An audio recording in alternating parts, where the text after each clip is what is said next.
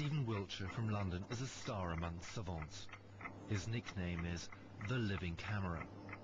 Stephen is autistic. He lives in a world of his own. Communication is difficult for him. He didn't speak his first words, pencil and paper, until he was 5. Yet when he was 11, he drew a perfect aerial view of London after only one helicopter ride. Even the number of windows in all the major buildings in his drawing was correct.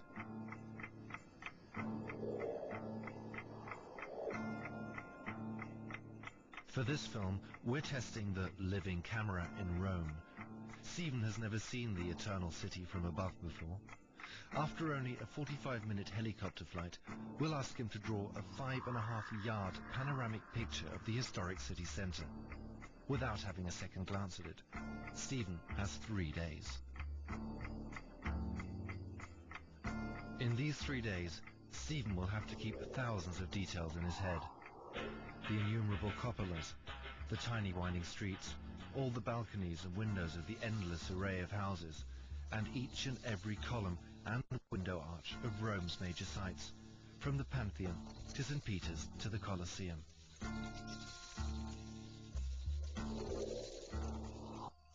Five and a half yards of paper can look scarily empty. The amazing thing, Stephen starts the drawing as we would, with the Church of St. Peter's. But he doesn't do any sketches, nor roughing out of the space for the drawing. It's as if the panorama already existed within his head, with all the proportions, all the roads, all the details.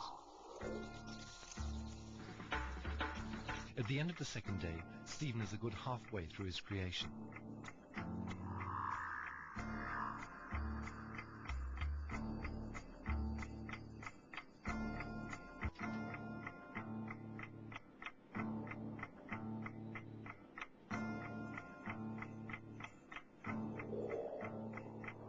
After 3 days of his drawing marathon, even Stephen Wiltshire starts to tire.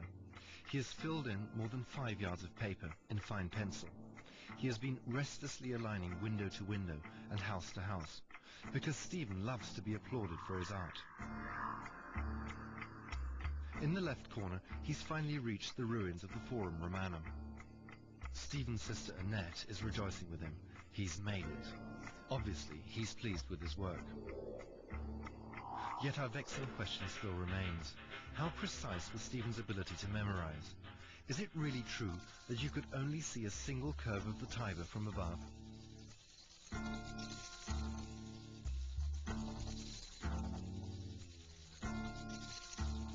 We started to compare the accuracy of the drawing with the real thing. Is Stephen's version of St. Peter's cupola too dominant?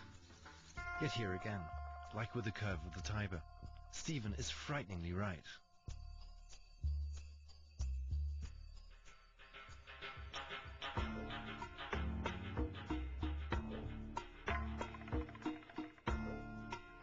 We wondered if the famous Roman hill should probably stand out more in Stephen's panorama.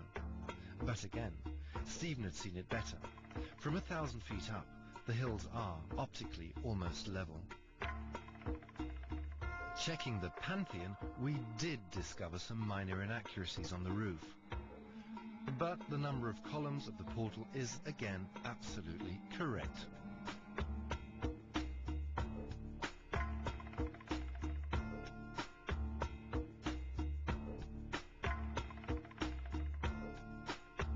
And, despite our doubts, Stephen has drawn one of the most complex buildings, the Colosseum, so precisely, it's practically a blueprint of reality.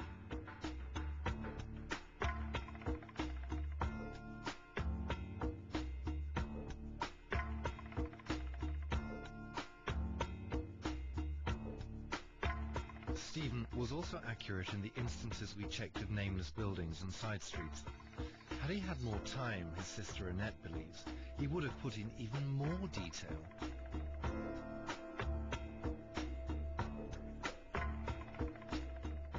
Some of them areas of all of that part, lots of detailed, remembered things of some of the cities and the neighborhoods and the villages, and then